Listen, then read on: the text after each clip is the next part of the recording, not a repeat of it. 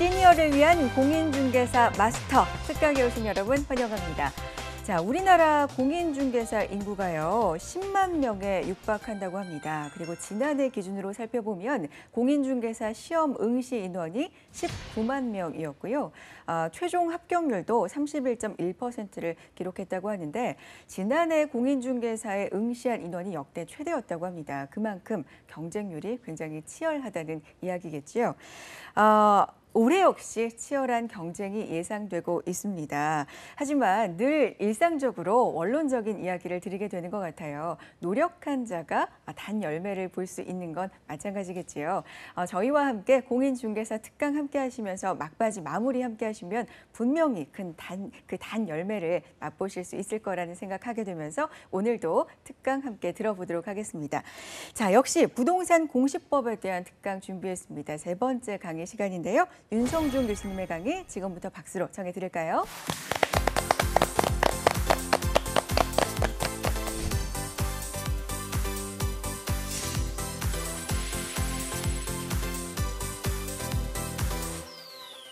네, 안녕하십니까.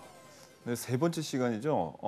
오늘은 이 토지 이동에 대해서 제가 이제 어떤 크게 중요한 내용들을 몰아서 한번 좀 말씀드렸는데 이제 각각 하나하나씩을 뭐 11개 다 보지는 못하고 신규 등록부터 좀 중요한 토지 이동을 하나씩 좀 살펴보도록 하겠습니다. 자, 신규 등록이라는 것이 바다를 메워가지고 새로운 토지가 나오죠. 아니면 등록이 누락되어 있던 섬이나 토지를 새롭게 이제 지적 공부를 만드는 거예요. 지적 공부를 새롭게 등록하는 걸 우리가 신규 등록이라고 하는데, 자, 그 특징은 뭐냐면 어떤 그 토지가 있을 때 토지에 지적 공부를 먼저 만들고 그 지적 공부를 기준으로 해서 그거를 근거로 해서 등기부를 만들게 돼 있어요. 그러면 이 신규 등록에서는 지적 공부를 지금 만들 때 등기부가 없죠. 등기부가 존재하지 않거든요. 그래서 이게 아주 가장 큰 특징이에요. 다른 토지 이동은 그렇지 않은데 신규 등록에서는 등기부가 없다. 따라서 등기 촉탁을 하지 않아요. 등기 촉탁을 안 해. 뭐라고요? 신규 등록에서는 등기 촉탁하지 않는다. 이게 가장 중요합니다. 그리고 소유자에 관한 사항을 원래는 등기 기록을 보고 소유자에 관한 사항을 정리했는데 등기부가 존재하지 않으니까 그렇죠. 지적소관청이 직접 소유자에 관한 사항을 조사해요. 그러니까 만약에 시험 문제에 신규 등록 시에 등기부를 기준으로 소유자를 조사 정리한다? 그러면 틀리는 겁니다. 자, 그러면 어떻게 소유자를 정리하냐면 그 토지 이동을 신청하려는 자가 소유권을 증명하는 서면을 갖다 내야겠죠. 그게 크게 이렇게 네 가지인데 첫 번째가 판결문이고요. 두 번째는 준공검사 확인증이에요. 뭐 바다를 다 메웠으면 그죠? 거기에 대한 준공검사 확인증이 나오겠죠. 그 두 번째. 그리고 세 번째는 기획재정부 장관의 협의서인데 이건 뭐냐면 어떤 도시계획구역 내에서 자, 예를 들어서 좀 이렇게 낙후된 지역에서 도시계획 사업을 막 했어요. 그런데 등록이 안 된 토지가 딱 발견이 돼서 그럼 그거는 무주의 부동산이죠. 무주의 부동산은 국가가 소유거든요. 근데 지자체가 그 토지를 갖고 싶어 이렇게 얘기합니다. 이 그러니까 중앙에 그 국가의 그 살림살이를 담당하는 기획재정부 장관한테 야, 지금 국가에서 이렇게 촌까지 내려와서 이거 관리할 수 있겠어? 그냥 우리한테 줘. 우리가 그냥 관리할게. 그랬을 때 장관이 알았어라고 협의서를 써줘요. 그러면 지자체 앞으로 등록이 되고요.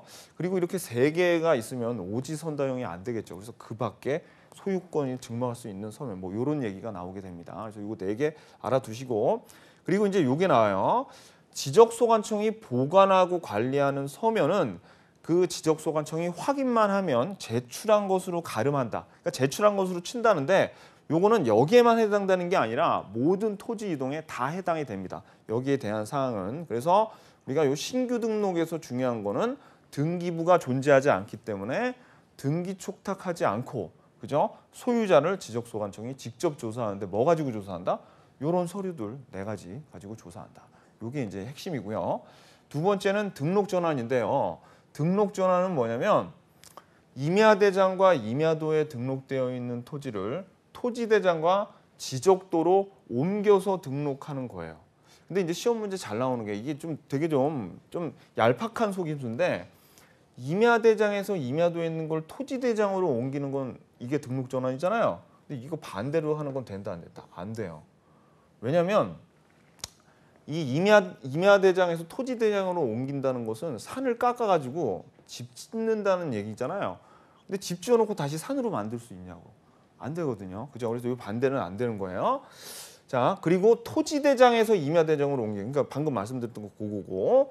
그럼 이 그 등록전환에는 산을 깎아서 집을 짓는데 그게 무슨 뜻이냐면 이거죠. 산이 있어, 이렇게. 산이 있는데 이거를 깎아가지고 평지로 만든 다음에 여기에다가 이렇게 집을 질 거 아닙니까? 그죠? 그러니까 산을 깎을 때 하는 법이 무슨 법이에요? 산지관리법이고 건물 지을 때 쓰는 법은 건축법이죠. 그리고 이 산을 깎아서 평지로 만드는 것을 우리가 형질 변경이라고 하고요. 그 다음에 건축물이 다 지어지면은 사용 승인을 받거든요. 그래서 우리가 이 등록 전환의 대상 토지를 뭐라 그러냐면 정확하게 얘기하면 산지관리법과 건축법 등으로 인하여 형질 변경 또는 건축물의 사용 승인이 있는 경우 뭐가 수반돼? 그렇죠. 지목 변경을 수반하는 경우에 우리가 등록 전환이라고 하는데 여기서 이제 주의하셔야 될 거는 지목 변경이 등록 전환이 되면 저절로 지목 변경이 되거든요. 그래서 지목 변경을 등록 전환과 동시에 신청한다 그러면 틀려요. 아셨죠? 그리고 여기에 있는 형질 변경은 산지관리법과 건축법에 의한 형질 변경이죠. 그런데 국계법에 의한 형질 변경은 아니에요. 왜? 국계법에 의한 형질 변경은 지목 변경이지 등록 전환이 아니거든요. 요거 주의하시고. 자, 그런데 한 가지 이제 더 말씀을 드리면 요 등록 전환을 할 때요. 지목 변경을 언제나 수반한다? 그러면 틀립니다. 왜냐하면 지목 변경을 언제나 수반하는 게 아니라 지목 변경을 수반하지 않는 등록 전환이 세 가지가 있는데 그게 요 세 가지예요. 자, 지목 변경이 발생하지 않는 등록 전환의 대상 토지가 요 세 가지. 첫 번째가 주변 토지의 대부분이 등록 전환이 되어가지고 임야도를 존치하는 것이 불합리할 때, 요건 뭐냐면 자 여기 임야도가 있어요. 임야도가 있는데 여기에 토지가 이렇게 5개가 등록이 되어 있었어요. 그래가지고 나머지 토지들은 다 등록 전환이 돼서 등록 전환 돼가지고 다른 쪽으로 토지대장 쪽으로 옮겨갔어. 근데 요거 하나만 남았어요. 그럼 요 놈 하나 때문에 임야도를 계속 지적소관청이 관리해야 돼? 이게 낭비죠. 행정의 낭비죠. 그러니까 지금 요 경우에는 등록 전환을 시켜주는데 지금 삽질했습니까? 안 했습니까? 안 했죠. 그러니까 지목 변경이 안 생긴 거고요. 그다음에 사실상 형질 변경인데 지목 변경이 불가한 경우, 가령 불법 건축물 같은 경우에 이거에 해당이 돼요. 그리고 도시군 관리 계획선에 의해서 분할이 된 경우, 이 경우에도 그냥 분할만 했거든요. 그래서 어차피 나중에 이제 도시로 만들 거니까 개발을 할 거니까 요거는 등록 전환을 시켜줍니다. 따라서 요 세 가지의 경우에는 지목 변경이 수반되지 않은 등록 전환의 대상 토지인데 우리 토지 이동에 대해서 공부할 때 가장 중요한 것이 뭐냐면 요 대상 토지를 암기를 하셔야 돼요. 그런데 그 중에서도 가장 중요한 게 이 등록 전환입니다. 분할의 대상 토지도 있고요. 합병의 대상 토지도 있고 여러 개가 있는데 그 중에서 가장 중요한 거는 뭐다? 등록 전환의 대상 토지가 가장 중요하다. 그래서 아까 첫 번째 지목 변경을 수반하는 요 원칙적인 대상 토지하고요. 그리고 나머지 요 세 개를 꼭 여러분들이 암기를 해 주셔야 됩니다. 자, 그다음에 이제 분할이요. 분할 같은 경우에는 이거예요. 분할하고 조금 있다가 배울 요 합병 있죠. 얘네 둘은 원칙적으로는 토지 이동에 토지 이동을 신청할 의무가 없어요. 가령 여러분들이 여기 밭이 하나 있었어요. 그냥 텃밭이 하나 있었는데 여기 이제 고추 농사를 막 짓다가 이제 고추 따먹기가 지긋지긋해. 아주 지겨워 죽겠어. 그래가지고 여기다가 울타리를 하나 쳐서 여기다가 깻잎을 이제 키우고 싶어요. 그렇다고 해서 누가 뭐라고 그럴 사람 아무도 없죠. 이 경우에는 괜찮아요. 근데 어느 경우에 문제가 되냐면 둘 다 전이었을 때 울타리 같은 거 쳐놓고 다른 걸로 쓰면 상관없는데 여기다가 집 지었어. 그러면 뭐가 변해요? 지목이 아예 변해버리는 거죠. 용도가. 그런 경우에는 어떻게 해야 돼요?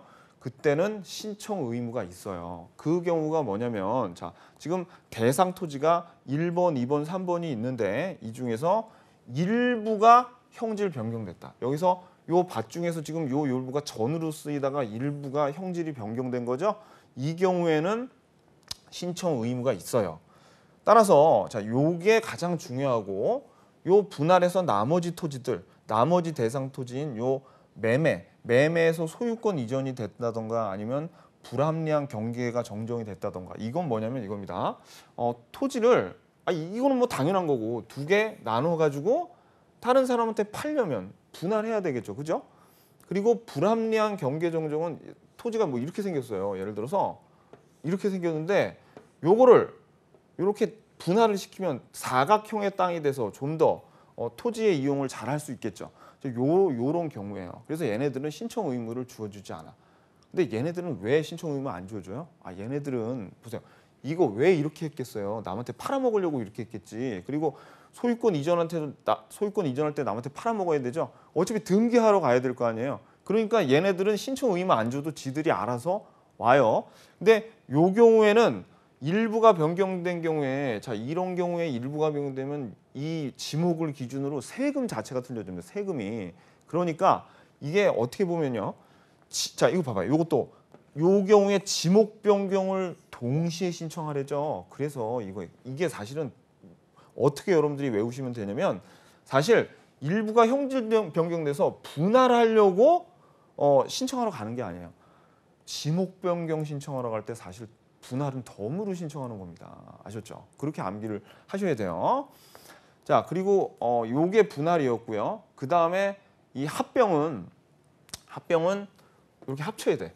요 두 개 이상의 필지를 하나로 합치는 거죠. 아까 요 앞에서 나왔던 거, 요 집 짓기 전에 여기 깻잎 키웠다가 깻잎이 수확량이 엄청나게 많이 나오거든요. 그 깻잎을 키워보시는 분은 알겠지만은 지긋지긋해 죽겠어. 그래가지고 다시 이 울타리 허물어 버리고 두 개 고추밭으로 만들 수 있겠죠. 그런 경우에도 마찬가지예요. 합병도 그래서 그렇다고 누가 뭐라 그럴 사람 아무도 없죠. 신청 의무가 없어요. 그리고 중요한 거는 합병은 측량을 안 한다는 거. 이게 굉장히 중요합니다. 측량을 안 하고 합병은 측량은 안 하지만 조사는 해야 돼요. 지적소관청이 나와서 측량 대신 조사를 합니다. 그러니까 원래는 그리고 신청 의무가 없다 그랬죠. 근데 신청 의무가 있는 경우가 어느 경우냐면 공공용지의 부지라던가 공동주택의 부지 같은 경우에는 합병을 그 신청 의무를 줘요. 왜냐하면 지금 이런 공동주택의 부지나 공공용지의 부지 같은 경우에 얘네들 같은 경우에는 여러 토지를 해야 되잖아요. 여러 토지. 막 100필지, 200필지 그런 걸 모아가지고 아파트를 진다든지 이런 공공용지 중에 도로를 설치한다든가 그렇게 할 텐데 그러면 이거를 합병을 안 하고 만약에 그 도시개발 사업이라던가 건물을 짓게 되면 그 100명의 토지 소유자를 다 데리고 가서 일일이 100명 다 데리고 가서 토지 이동을 신청해야 되거든요. 그럼 불편하죠. 그러니까 이렇게 여러 필지를 가지고 사업을 하는 경우에는 어떻게 한다? 미리 합병을 해 임마. 미리 합병을 해놓고 그 다음에 공사를 해. 그래야지 이 사업자가 혼자 와서 신청하고 훨씬 그 절차가 간단해질 거 아닙니까? 그래서 이 신청 의무가 있는 경우는 요 두 가지는 신청 의무가 있고 나머지는 신청 의무가 없는 거예요. 그러니까 합병에서 대상 토지는 요거 두 개만 외우시면 되겠죠. 그죠? 그리고 합병의 제한 요건은 뭐냐면 요 두 개를 합병을 하려고 하는데 만약에 어떤 요건이 충족되지 못하면은 합병을 할 수가 없어요. 그 중에서 1번부터 이제 그 6번까지 이게 원래 우리 교재는 4로 나왔는데 6번까지는 소지지지 축등이라 그래가지고 소유자가 같거나 이런 것들인데 이런 것들은 여러분들이 읽어보시면 충분히 이해가 갈 거고요. 그 다음에 소유자의 지분이 다르면은 합병을 못 하는 거예요. 예를 들어서 토지를 합병을 하려고 하는데 자 여기 이 토지에 A라는 사람과 B가 6대 4로 이 토지를 갖고 있고 이 토지는 A와 B가 7대 3으로 이렇게 갖고 있으면 지분이 서로 틀리죠. 그런 경우에는 어떻게 해요? 합병을 할 수가 없어요. 자 그리고 합병의 토지의 일부가 용도 변경이 돼서 분할 대상인 경우는 뭐냐면 두 개의 토지를 합병을 하려고 하는데 만약에 둘 다 지목이 전이면은 지목이 같아야지 이렇게 합병이 가능하거든요. 근데 예컨대 이 전 구석에 이렇게 건물 짓고 있어. 그러면 이러면 합병이 안 되겠죠. 왜? 이건 지목이 되잖아요. 그죠? 그러면 이 사람은 영원히 두 개를 합병을 못 하느냐? 그건 아니에요. 어떻게? 그렇죠. 요 합병을 신청하러 갈 때 어떻게 해요? 여기에 있는 요 필지를 그냥 분할해서 띄워버리면 요 나머지 두 필지를 합병할 수 있겠죠. 자, 그래서 보세요. 분할 신청을 동시에 하면 합병이 가능하다고 여기 적어놨죠. 뭐 7번은 쉬운 거고요. 그다음에 그다음에 배울 내용이 이제 축척 변경입니다. 이 축척 변경이 시험에 이제 굉장히 잘 나오는데 축척 변경은 지적도를 사용하는 지역에 그 축척을 소축척에서 대축척으로 축척을 크게 하는 거예요. 근데 주의하셔야 될 게 이것도 이제 이런 시험 문제가 참 잘 나와요. 우리 지적보 뭐냐면 지금 지적도를 쓰는 지역에서 정밀도를 높이기 위한 거죠. 근데 요 지적도 대신 임야도라고 집어넣으면 틀립니다. 아셨죠? 요런 아주 사소한 거 이런 거 좀 조심하셔야 돼요. 그래가지고 이제 요 축척 변경을 하는 사유에는 어떤 사유가 있냐면 어떤 토지를 자꾸 분할하고 합병을 하면 그 토지의 경계가 막 허물어지고 그래가지고 분할이 막 계속 이루어지면 땅이 작아지잖아요. 그러면은 어떻게 측량하기도 어려워. 그래서 지적 공부를 정리하기가 굉장히 곤란해지거든요. 그런 경우에는 축척을 소축척에서 대축척으로 늘려지고요. 그 다음에 한 지역에서 두 개의 축척을 쓰고 있는 경우에는 헷갈리죠. 그러니까 하나의 축척으로 만들어주고 그 다음에 지적소관청이 필요하다고 생각하는 경우에는 그때는 축척 변경을 해줍니다.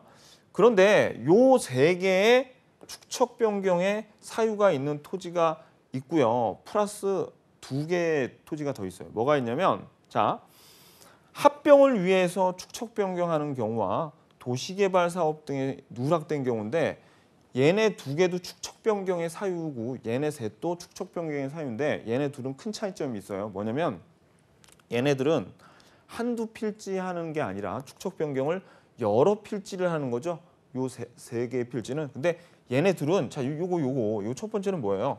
합병을 하려고 그랬는데 이 축척이 하필 재수없게 요놈하고 축척이 달라. 그러니까 요거 합병하기 위해 축척하는 것은 겨우 요거 한 필지 축척 변경하는 거죠. 여기는 지금 뭔데? 여기는 엄청 여러 필지라는 거잖아요. 그리고 요 이번에 도시개발 사업이 누락된 경우에도 원래 도시개발 사업을 하면서 대축척으로 다 바꿔줍니다. 그런데 뭐 한두 필지 누락이 되는 경우가 있죠.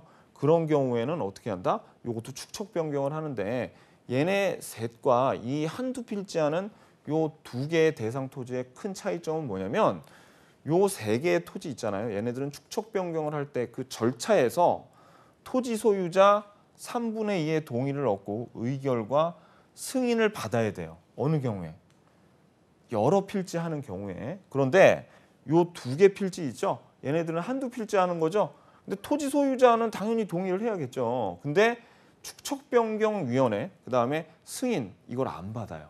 아니 당연하겠죠. 한두 필지 하는데 시도지사 형님까지 나서가지고 승인을 해야겠냐고요. 그건 아니겠죠. 그래서 자 보세요. 다시 요 세 토지는 동의, 의결, 승인 절차를 거친다. 요거 세 개, 그죠? 근데 요 두 개는 한두 필지 하는 거라서 의결과 승인을 거치지 않는다.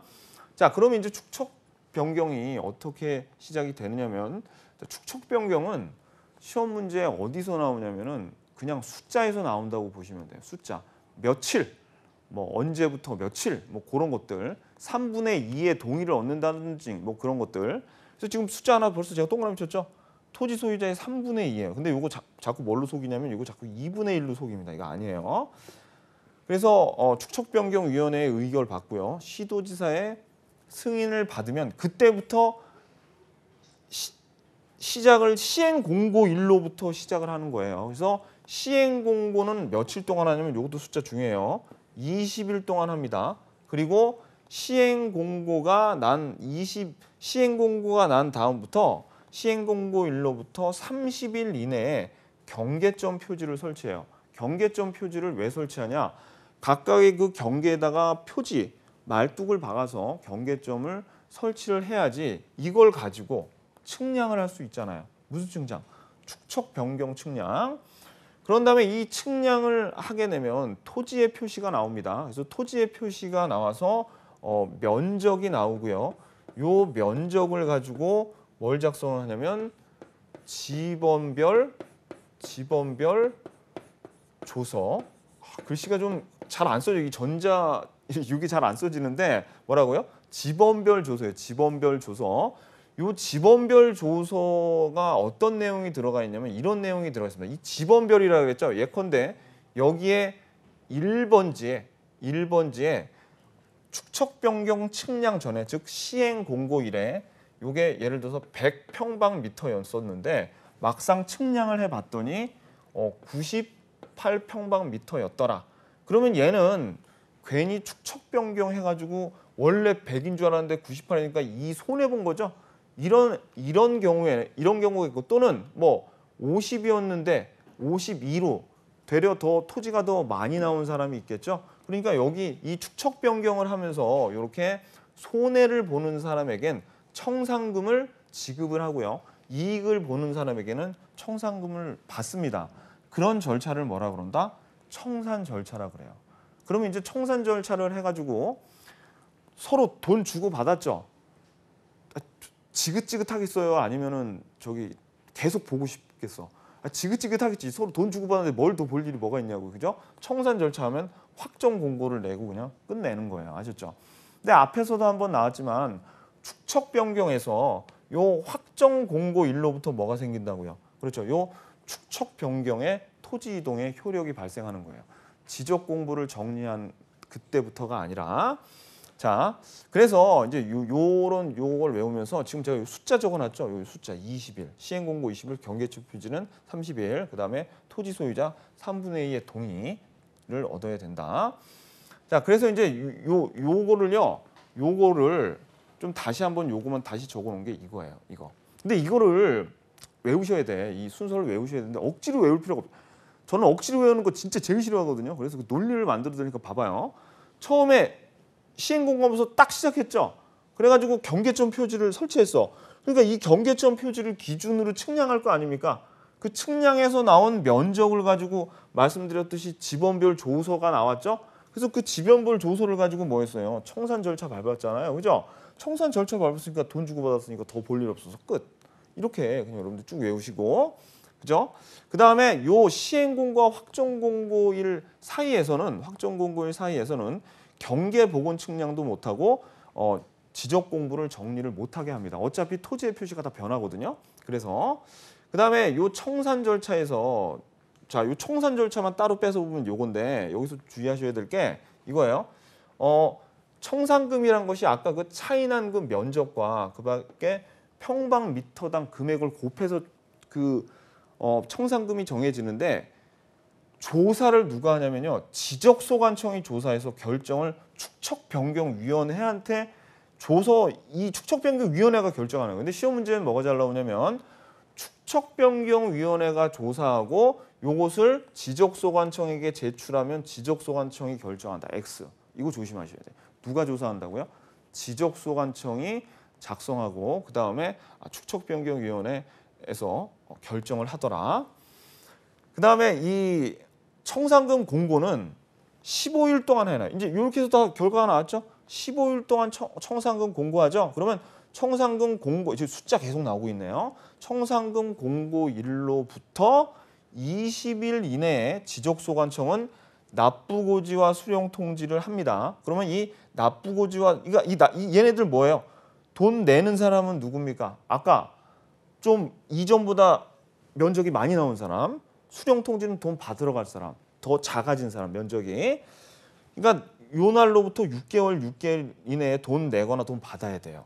그리고 요 납부고지와 수령통지를 받은 날로부터 1개월 이내에 이의 신청할 수 있는데 올해 시험 무조건 나오는 게 하나 있습니다. 뭐가 있냐면 이게 무조건 나올 거예요. 왜냐면 요게 원래는 3개월이었어요. 작년까지. 근데 올해 개정이 돼가지고 이게 6개월로 바뀌었거든요. 별로 안 중요한 거 바뀌어도 개정이 되면 시험에 나와요. 근데 이거는 맨날 나오던 거였는데 또 개정까지 됐어. 그러니까 무조건 나옵니다. 뭘로 바뀌었다요? 둘 다 다행히 외우기도 쉽게 둘 다 6개월로 바뀌었어요. 아셨죠? 이거 무조건 외우셔야 됩니다. 그래가지고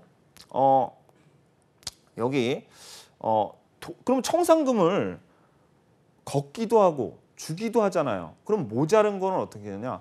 모자르면은 지자체에서 알아서 해야 돼요.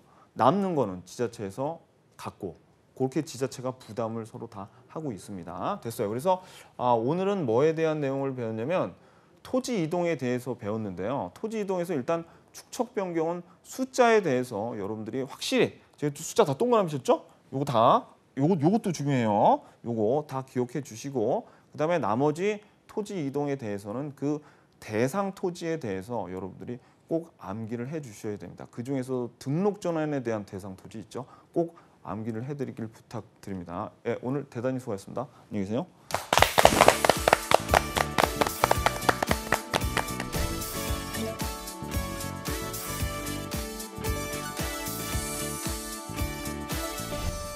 네, 윤성종 교수님의 부동산 공시법에 대한 세 번째 특강 함께 하셨습니다. 저는 굉장히 처음 접하기 때문에 어려운 용어가 많은데 그래도 왜 이해가 좀 되는 걸까 생각을 해봤더니 교수님 말씀 중에 무조건 외우는 건 싫어하신다. 그래서 외울 수 있는 논리를 설명을 해주시잖아요. 아마도 그 덕분이 아닐까 싶습니다. 자, 여러분도 그 논리 함께 하시면서 무조건 외우기보다 합격에 좀 더 다가갈 수 있는 그 논리 체득해 보셨으면 좋겠습니다. 자, 오늘 강의 내용 함께 하시면서 놓친 부분이 있다, 다시 듣고 싶다 하시는 분들 유튜브와 한국직업방송 홈페이지 통해서 보실 수 있다는 점 잊지 마시고요. 다음 이 시간에도 알찬 강의로 찾아오겠습니다. 고맙습니다.